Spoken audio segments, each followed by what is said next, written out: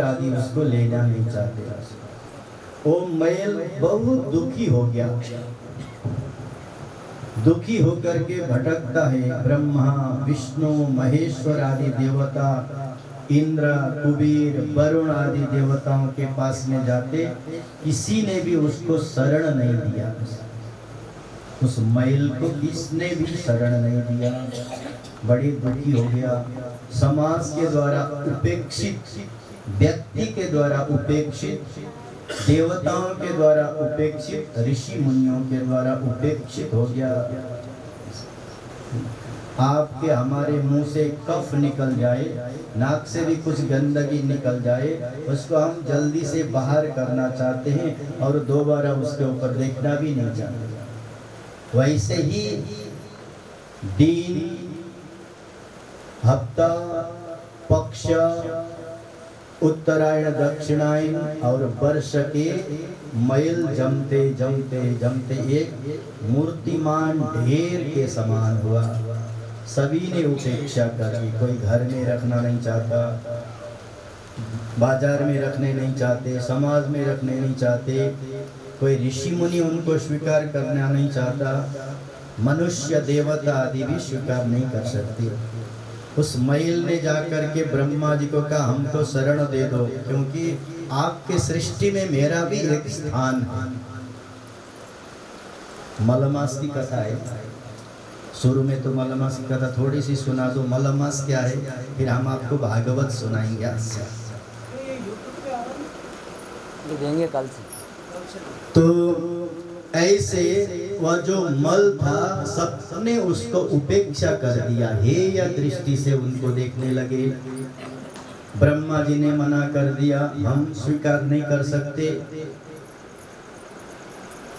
भगवान महादेव के पास में चला गया, जिन्होंने विष पान करके कंठ में विष लगाया हो, कम से कम ये तो दयालु होंगे, कृपालु होंगे। उस मल ने महादेव के शरण लिया तो महादेव ने भी मना कर दिया, मेरे पास तुम्हारे लिए कोई स्थान नहीं है। वह मल भगवान विष्णु के पास गया। विष्णु ने भी उनको ज्यादा महत्व नहीं दिया, हेय दृष्टि से ही देखा। किसके पास में जाएंगे, सारे देवता तो इतने ही है। उस मल ने गोलोक धाम के अधिपति भगवान श्री कृष्णचंद्र भगवान का शरण ग्रहण कर लिया। भगवान श्री कृष्ण ने उनको स्वीकार कर लिया। किसी ने स्वीकार नहीं किया था। गोलोक के अधिपति भगवान कृष्णचंद्र जी ने उस मल को स्वीकार कर लिया और इतना भी कह दिया, मैं तुमको पूजनीय और समाज में प्रतिष्ठित बना करके ही छोड़ूंगा। इसलिए भगवान श्री कृष्ण को कहते हैं पुरुषोत्तम। श्री पुरुषोत्तम भगवान की। जो नीच से नीच, अत्यंत निकृष्ट से निकृष्ट, पापी से पापी व्यक्ति को भी जो शरण देने की योग्यता को रखता है, उसी का नाम पड़ गया पुरुषोत्तम। केवल अकेले भगवान श्री कृष्ण को ही पुरुषोत्तम कहा जाता है। वैकुंठ में ले गए उस मल को, ले जा करके आशीर्वाद प्रदान कर दिया और कह दिया, तुमको मैं समाज में, राष्ट्र में प्रतिष्ठा करके छोड़ूंगा। तुम 3 साल में एक बार अधिक मास बन करके आओगे, तुमको पुरुषोत्तम नाम के द्वारा जाना जाएगा।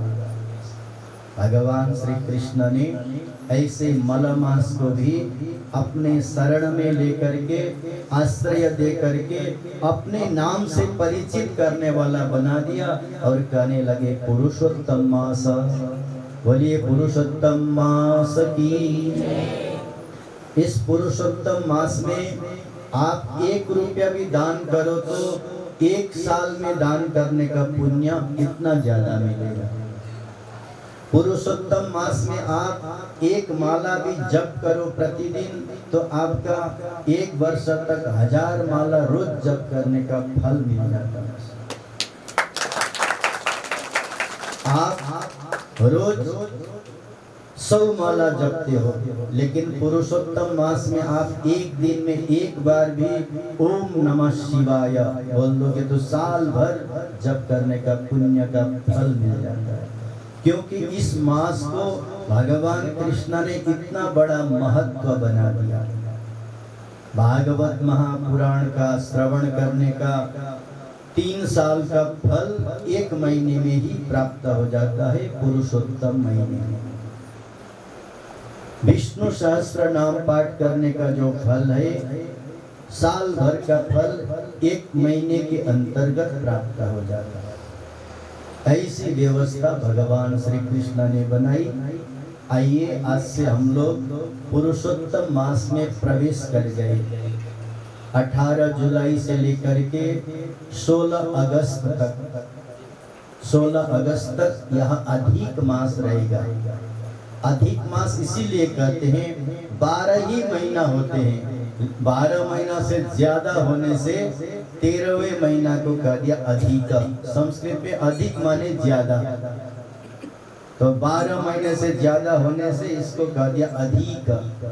अधिक माने और भी 13वां महीना।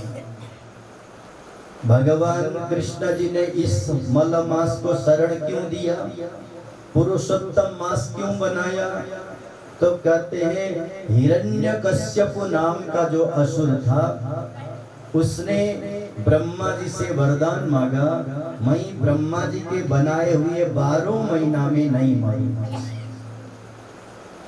नहीं मरेगा तो भगवान के समान हो जाएगा। भगवान के समान बन करके रहने में तो अच्छी बात है, लेकिन भगवान का दुश्मन बन गया, ये तो वही बुरी बात। ऋषि मुनियों को सताने लगा।